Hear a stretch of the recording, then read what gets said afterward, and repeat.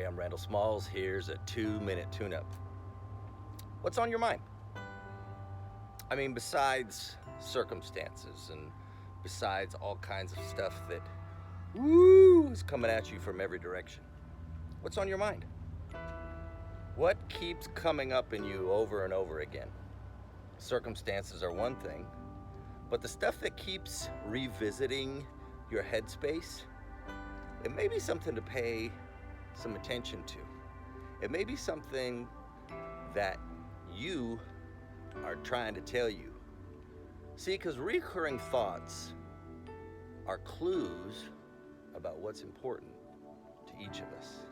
Reoccurring thoughts are the kinds of things that visit you as you lay on your bed at night. Your head hits the pillow and you're thinking about that relationship that's in turmoil.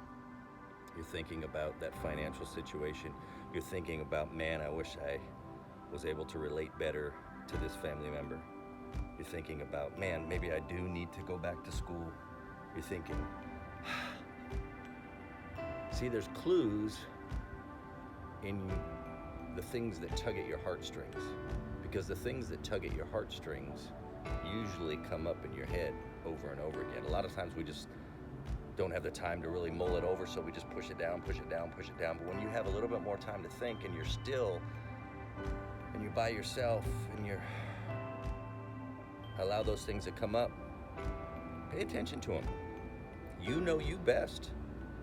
You're the one that puts your head on your pillow at night and raises that same head up off the pillow. What's your head telling you? What's your heart telling you? Pay attention to those things, and I guarantee you, you can be better.